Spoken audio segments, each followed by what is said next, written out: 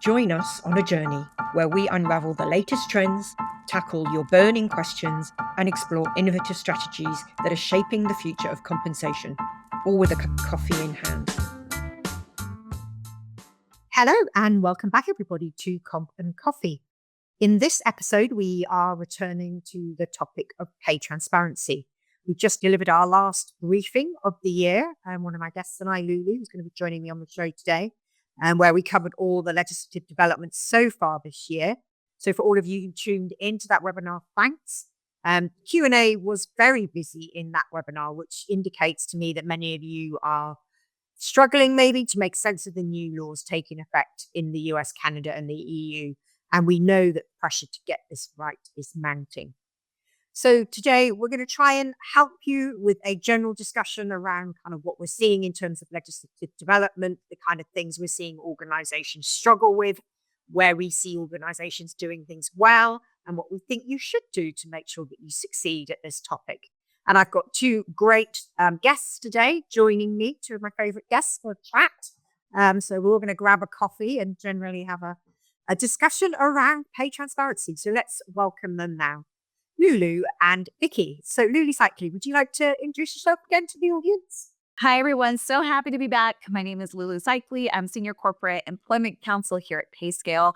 So aside from my advice and counsel for our people team here at Payscale, I work very closely with Ruth and the marketing team in the thought leadership space, where I track all sorts of legislation regarding pay transparency, pay equity, minimum wage, etc. So happy to be back on the podcast. Thank you very much, Lulu. And then another longtime colleague of mine, Vicky Peakman. Vicky, do you want to introduce yourself to the audience? Hi, everyone. It's great to be back. It's been a little while. So I am founder and director of Fair Pay Partners. I used to work with Payscale with Ruth and Lulu, which is amazing. And I have sort of spun off and I'm now doing consultancy only on fair pay, pay transparency. I'm working a lot with some Payscale clients and other clients on the European Pay Transparency Directive and pay equity, gender pay gap, all things fair pay. Great. Thank you, Vicky. Well, I think we're in good stead here with the three of us in order to have a fruitful discussion around pay transparency. So let's have a quick recap, although this could be the whole episode of like where we are in 2025 so far. We've obviously continuing to see new pay transparency laws coming into effect. And we're kind of closely watching how member states in the EU are responding to the EU Pay Transparency Directive and whether they are or not passing legislation.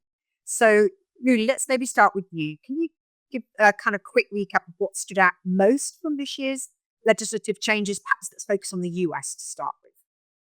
Yes, on the US side, we're still seeing lawmakers kind of copy and paste what other states have already done. There isn't really much innovation here. I'm much more curious to see what happens past 2026 and into 2027 to see if on the US side, we're going to see a lot of states start copying what the EU Pay Transparency Directive requires. Because as of now, most states just require posting a salary range in black and white on job postings. Maybe some states take it a step further and require organizations to post a general description of benefits. And we're seeing a little bit more states start requiring organizations to provide pay bands to current employees. So we're kind of seeing that pay transparency requirement for incumbent employees more. So I'm curious to know how kind of this progresses into the next couple of years. But right now, it's still kind of no one's reinventing the wheel here on the US side. Great. Thank you, Lulu. But we get to see a few more states come into effect in the second half of the year. Are we expecting any more in 26? Are there any more on the books to be passed?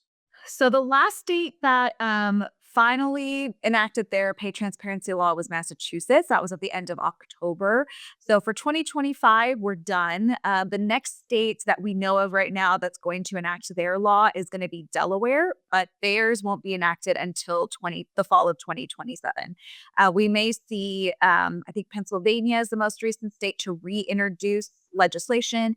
And then here in early November, there's a couple states that are electing their state representatives and governors. So I'm paying attention mainly to Virginia as an example, where the Democrat candidate seems to have a really good shot of winning that governor race. And if that's the case, then Virginia may also be the next state to enact and pass pay transparency, because those of y'all who remember, the House of Delegates in Virginia passed pay transparency and the governor vetoed it twice, two years in a row. So hoping Virginia may be the next state to pass pay transparency in 2026. So we'll see. Great. Thank you.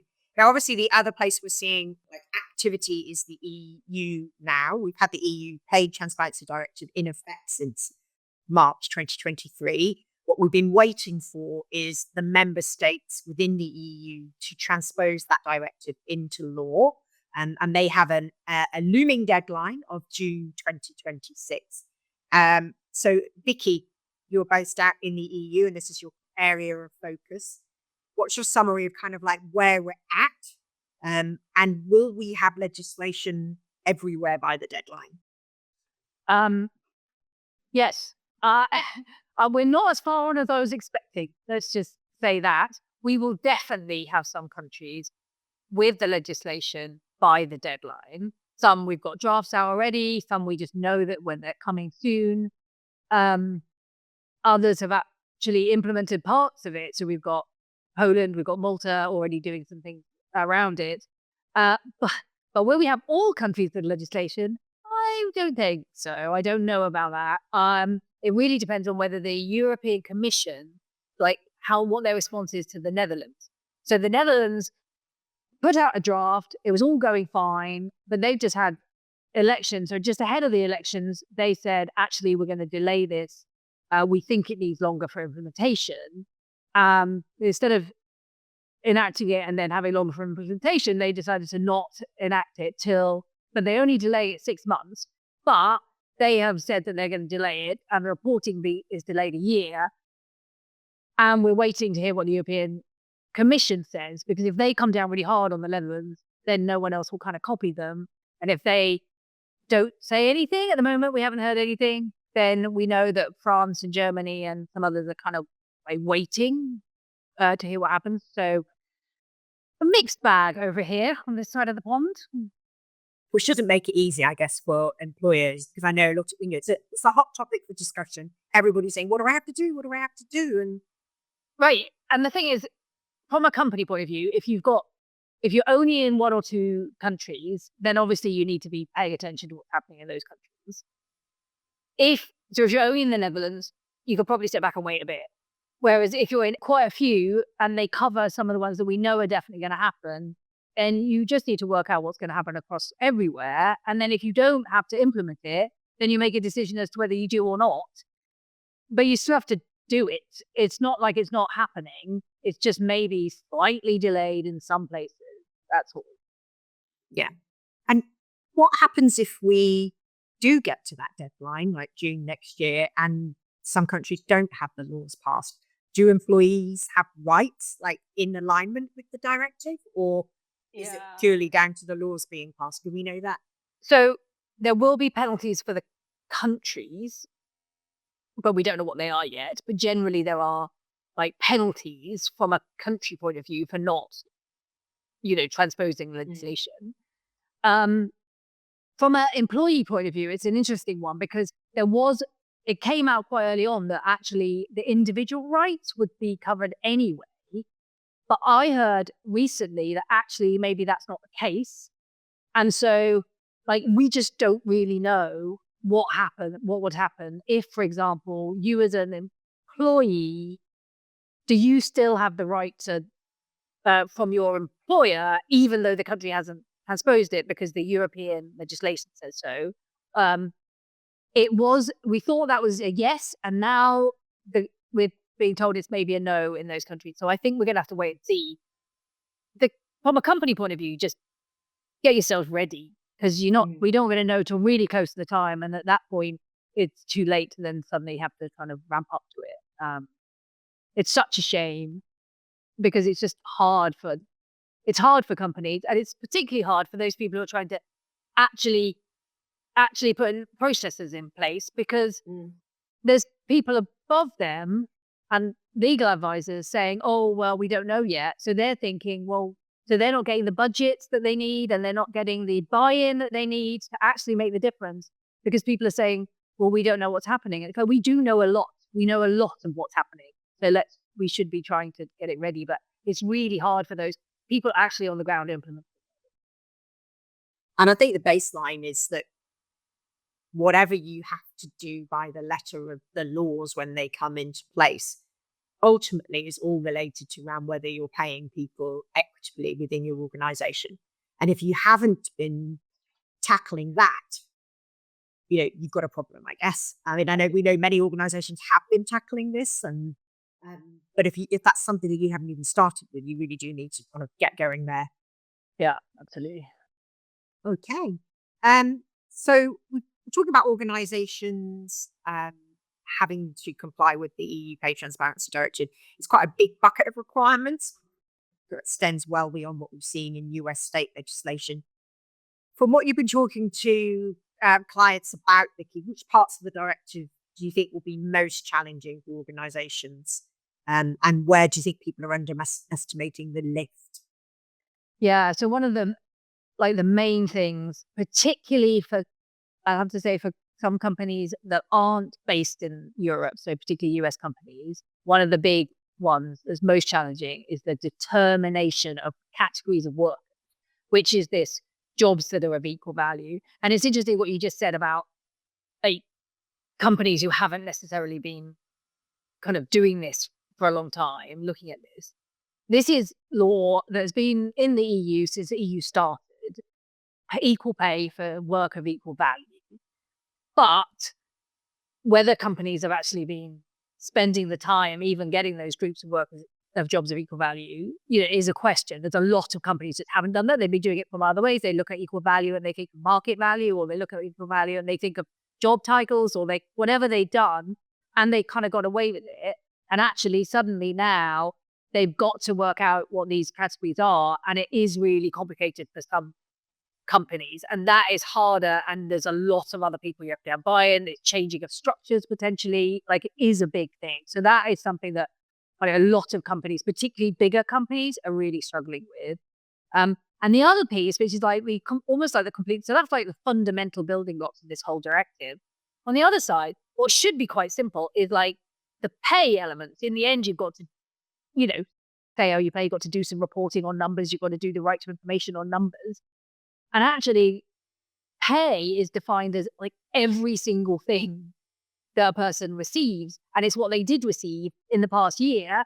And actually, companies are finding that's so hard to find because you've got payrolls all over the place. You've got different types of payrolls. You've got equity coming from a different place. You've got benefits coming from a different place.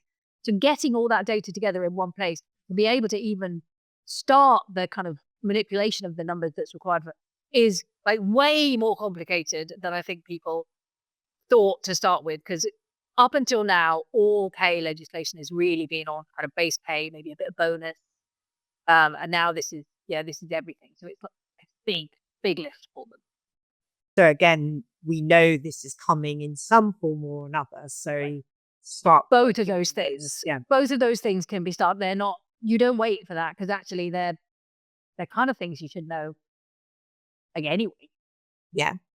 And Lulu, from your perspective, which parts of the EU Pay Transparency Directive are most divergent from US legislation that our listeners may be more familiar with? Yes, I mean, the good news is that there's a lot of parts of the EU Pay Transparency Directive that are already requirements in the US, like an example, salary history bands, not asking about prior history, posting pay ranges on job postings, or, disclosing those pay ranges in some other way during the interview process, and then pay secrecy bans. So in the US, pay secrecy bans have been in place for a long period of time. Those are three things that the directive is going to require for EU member states. Now, in addition to those things, there's a lot of things the directive requires that in the US we have not seen. So like Vicky was saying, this work of equal value kind of idea. So for American companies who now have to go into their European employee populations to figure out what the heck does work of equal value mean in comparison from, Joe Smith to Frank Sinatra. I don't know why I just chose Frank Sinatra, but Frank Sinatra, how do we compare those? Pay reporting, gender pay gap reporting is not a common thing in the US. We only have California and Illinois as two states that have to provide pay reporting. This is in addition to the EEO1 reporting that all companies who have 100 or more employees already have to do. And then the right to request information. So there are a lot of states right now that say that if you are an incumbent employee, you have the right to request from your employer your job title's pay band. Well, in the EU, this right to request information has to do with averages of men and women in similar job titles. So not just all senior corporate attorneys at Payscale, but all folks at Payscale who have similar kind of skills, effort, things like that. I think that's going to be really foreign. I think that's going to be the hardest thing for U.S. companies to try and wrap their heads around as they try and implement the directive for their European populations. Yeah. And if I reflect, I mean, this isn't like a cliff, because if I think back to when gender pay gap reporting came into the UK, we all scrabbled around to get ready to be able to comply with that legislation. But it was only probably took us another 1 to 2 years to really work out like what was that data telling us and how could we improve on that data. And then even with the US pay transparency legislation, Lulu, that requirement, many of those have been around. We still know people are not complying with it, or people are really struggling with it. We see lots of kind of like weird examples out there. So I think it's like, just don't be worried that everything has to be perfect by the date of the legislation. Any thoughts on that, either of you? Yeah, I would say like Washington State is a great example of that. Oh, sorry, Vicky. I'll say very quickly, Washington State is a really good example of that. Washington State was the second state to implement pay transparency in the US after Colorado. And it's been, I think, about 2 or 3 years since that law has been enacted. And we just got some news from the Washington State government, basically giving a little bit more leeway to organizations to comply with that pay transparency law. So like Ruth was saying, there's still some runway. Organizations are still figuring it out. But at the same time, if you are figuring it out in good faith, that's going to be the most important thing. But not figuring it out like in malice is not going to be helpful for your organization. So Vicky, what were you going to say? Exactly the same. Well, not about Washington, interesting, but the same idea that is about the good faith thing. Like, companies are panicking that they have to get all of this, and it's like you're not going to be able to do that. Now, if you don't know what your categories of workers are, and you haven't got any kind of job, evaluation at all, and you're just using sort of, some salary surveys, and you're not sure that's right, then, we have to start where we are and then build on it. And I think if you say, okay, here's what we're using now for our categories, but we're going to spend time implementing a job evaluation system that obviously takes a while, well, that's fine, right? Because that's what's happening, rather than everyone says, well, we're not going to be ready, so we're not going to be ready at all. And we just don't really do it. And we see what happens then. That feels to me like a negative way of dealing with it. Whereas, okay, let's see where we are now and build on it. And then we'll learn from other companies. We'll learn as we go along, I think is the better way to think about this. To piggyback off of what Vicky's been saying is that, a lot of companies are panicking because they don't know what this directive in their country is going to mean for them. But there's still so many things that organizations can do to get their house in order. So that way, when that specific law gets transposed, they're still in place. So like, running pay equity checks to make sure that you don't have any disparities that you can't explain greater than 5%, removing your pay secrecy clauses, making sure your recruiters aren't asking about prior salary history during the interview process, getting your house in order, making sure you have job architecture set up, you understand how people are being paid, where they're being paid, how many employees per country you have. I mean, those are just 4 simple things that you can do that's going to help you prepare when you know in black and white exactly what you're required to do when those laws are being transposed in your country. Great. Thank you, Lulu. So we've focused so far on legislation. I mean, I do love it. I love it when legislation happens. It forces actions. It's undeniable. It makes us take actions that I do think otherwise organizations wouldn't necessarily take. But I don't want to let this episode pass without us maybe thinking about maybe more holistically about the value of pay transparency to organizations, because I know it's something that all 3 of us feel quite strongly about. So it's this whole like compliance versus culture. It's very easy to just treat pay transparency as some kind of compliance exercise.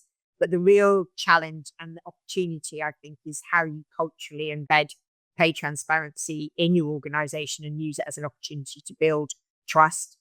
So, Vicky, you're working with many organizations, I know. What are you seeing among them where they're doing this right, where they're treating it as part of their fairness strategy and not just a legal requirement? There's quite a bit of a difference between the sort of two types of companies that are kind of coming out. I mean, also there's people in the middle, but you know what I mean. And the ones that really want to get it right are the ones that are doing exactly what Lily said. They're trying to tidy things up now so that when they say how they pay, they can be sure that they are paying that way. And I think that's the whole point, like, of the directive. It sort of requires you to say how you're going to pay, and then it requires you to show that you are paying that way. I mean, that's it. It's quite simple in essence, although the things around it are quite complicated. But they're thinking really hard about how to evaluate jobs. How can they show that the jobs that are in the group are the right jobs? What is the criteria they're using for pay progression? How are they explaining the differences between individual employees within the same band? It's quite a bit of work up front, particularly for those companies. Sorry, Vicky's cat has just decided to join the podcast as well. So yeah, so just to say, like, it's quite a bit of work, and I do think it's hard for particularly very large companies to kind of get this sorted. But you have got time, and I do think that those that are working up front and building this, actually, it makes it so much easier in the long run, because you then can be transparent. You don't have to be worried about, like, what can I not tell? Oh my goodness, I don't know. I'm going to say something out loud. Is it going to, when we do the numbers, is it going to show that? Like, they already know all that up front. So, like, it is really worth doing, but it isn't an easy thing, particularly for companies that haven't really sort of been doing this in the long run. Yeah, I mean, it doesn't sound too radical, does it? It's like, we should know how we pay people, and we should be able to defend to our employees in terms of how we pay people. Right. And I think part of the problem is there's the whole back history of inequitable salary decisions that have built up over time. And if you've got employees with like 20 years tenure in your organization, probably a lot of their pay history is like, it's just like factored with lots. So there's quite a lot of mess to clean up.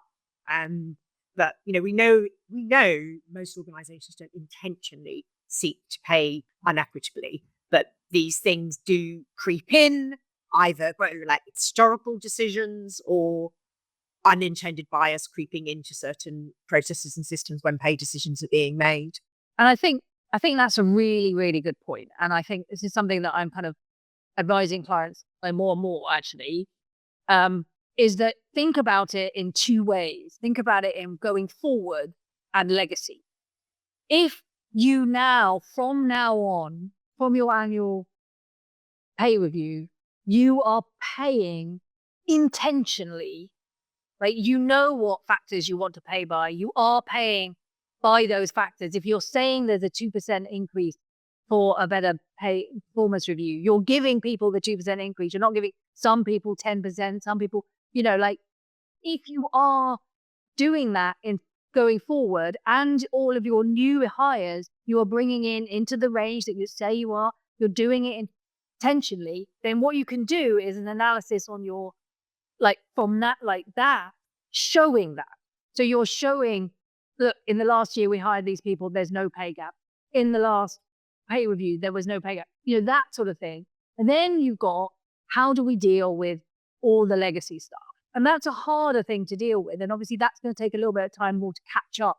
But if you think about it in those two ways, then at least you're getting towards, you're working towards getting it right over time, rather than thinking, well, we can't explain it because there's all this mess that we created like 20 years ago, so we won't do anything like about it now. Do you see what I mean? That's why I think it's like two-pronged approach.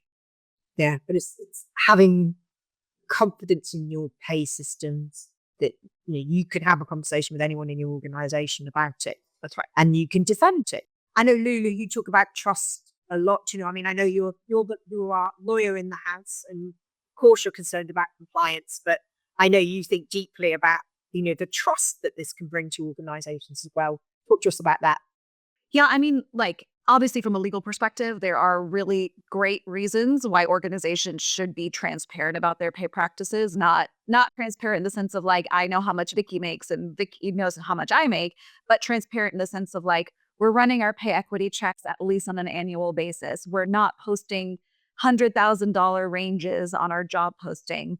We're not trying to hide the ball on, and we're not trying to circumvent the law by being shady and sneaky. But at the same time, Lulu the employee, not Lulu the legal mind, but Lulu the employee does understand too, like from an organization's perspective, there is a big reputational risk for being shady about those practices and trying to circumvent the law. Like you're going to erode trust in your current incumbent employees. You're going to find that it's going to be very difficult to hire top talent when you're looking to recruit. And then you may enter kind of this branding nightmare where you're going to have to start hiring PR agencies to run offense and defense for you because you've been blasted on social media for your shady pay practices. So, at the end of the day, like, yes, it is a compliance requirement, but it's a great branding opportunity. You're going to see your attrition numbers go down. You're going to find that you're able to hire really great candidates quickly. And it's just going to be better for your overall bottom line as an organization. I think don't lose sight as the takeaway from this, that this is a broader issue than just compliance. Think about how it connects to the whole topic of pay confidence and culture and trust in your organization. So I had another question that was put to me the other day, which I thought was interesting, and I thought I would pose it to both of you as well. Pay transparency has obviously been a hot topic. We know people are knee deep in trying to make this happen within their organizations. So this question is somewhat future thinking, because I'd like to think we're in a place where this might happen. But someone asked me if we might anticipate backlash or transparency fatigue from employees or employers when this disclosure becomes the norm.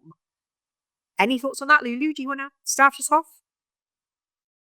Yeah, I would say that there's like a balance between like overly disclosing your pay practices to the point of confusion and like actually trying to help your employee population understand it. Like the goal should not be that every employee at your organization is now a comp analyst. It should be explainable, very easy. Like I say this all the time, especially to people who especially like our data scientist people. I'm like, explain it to me like I'm 5. Truly, explain it to me like I'm a 5-year-old. And that way that provides like a lot of clarity around these pay practices. Because at the end of the day, if you're providing too much information, there's too much noise, you're just going to add to the confusion. And then that trust again is going to erode at the same time. So you may have every intention of trying to be overly transparent, but at the same time, you're not being transparent. You're actually just causing more confusion to the chaos. And Vicky, I know I teed you up to this question because we were talking about it last week. You've had a chance to think about it now. What are your thoughts? Will we get to transparency fatigue? So I am really quite worried about this. Like I had a slight worry until I spoke to you last week, and now I have a bigger worry. I think, okay, so the idea behind the directive is great, right? It's about being transparent, everyone understanding the pay. We talked about it. Absolutely great. The problem comes with the complexity of implementation of it, and it's particularly around what's in a total pay, kind of what is pay. So pay is everything, right? There's an addition of all the things I was paid in the last year, including the cost of my medical insurance and, holiday allowance or whatever. I mean, it's everything. And what companies, and that's what they're saying, you have to provide that information. Now, that information doesn't mean anything to me unless I've got a great company that's provided me with an amazing total reward statement, which has got it all kind of, but even then, that would be a total reward statement and maybe my target amount, so like the contractual amount, whereas this is the amount that I was actually paid, which had that deduction because I had to take time off, like all of this stuff comes into it. And my worry is that there was we were talking about companies who wanted to get it right. There's also companies that may just think like let's just provide the compliance numbers, right? Let's just provide what we need to provide. Okay, so I'm going to provide to Lulu her pay, which is an amount that she doesn't understand, and the average pay of men and women in that category, which she probably doesn't even know which category is. And here's two numbers, and she's going to go, well, what's that, right? And then suddenly, maybe you get over it by everyone going, well, I don't know what I'm looking at here. So they kind of think it's nothing. It's almost like it's the opposite of transparency. You're providing it, but you're not actually providing anything. So the companies are going to put it into the compliance bucket and not into the opportunity bucket that Lulu's talking about all that kind of great stuff about transparency. And so I think it's a real risk that if you meet the directive, like exactly from a compliance point of view, and you don't provide any context, that you're missing a massive trick, and there's going to be fatigue from everyone.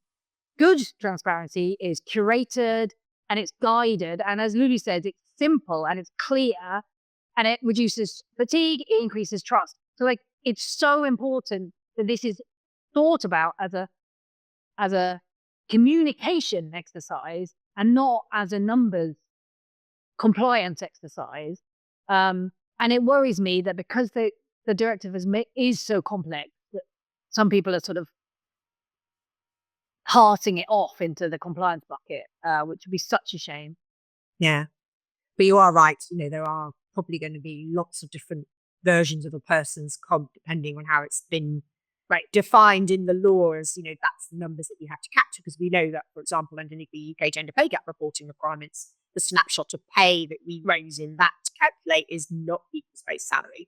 So, that whilst the directive is trying to bring clarity, actually probably there's got a high chance to confuse people. So I think we're going to be learning on the job quite a lot. Hopefully we learn quickly, and we can all learn from each other and learn best practice from each other in how to do that. And Lulu's point about over disclosure then comes into it, because from my point of view, I'm like, well, I want to provide a load of context. So I said, here's the compliance numbers, but here's the numbers that are now, and here's the numbers that make it up. And then you've come up with a massive amount of information, which is potentially too much too. So I think you're absolutely right. We're going to be learning from companies that are doing best practice. This first couple of years is going to be quite the fun journey. It will be fun for us, because that's what we do for a living. Maybe not for people who are having to deal with it on the ground, but I mean, it's really, it's one of those really gnarly ones. You've got complex legal requirements and something that also really impacts culture and trust in an organization. And we're trying to bring all of that together. So there's going to be many challenges ahead. So thank you both for joining me today. We probably could carry on chatting for another hour or so, as we normally do, but thanks for sharing your ideas today. If you're listening in, if you have any other questions for me, Vicky, or Lulu on the topic of pay transparency and would like us to convene again, then do get in touch at coffee@payscale.com. In the meantime, we are currently fielding for our compensation best practice report. This is our annual study where we get input from many HR and compensation professionals about how they're handling all of these topics, everything from pay equity, budget constraints, and transparency challenges. The report is compiled and becomes available in the new year, and it's really a great resource for you to plan your strategy and your pay policies and practices throughout 2026. So it's fielding. We'll include the link to the survey so you can take that. I know it's busy season, but grab a cup of coffee, use it a bit of stress release, and maybe just breathe and take the survey for us. We really appreciate it. So thank you again, Vicky and Lulu, for joining me today. I'll let you say goodbye to the listeners. Bye. Thank you. And we will see you all again soon in the next episode of Comp and Coffee. Thank you very much.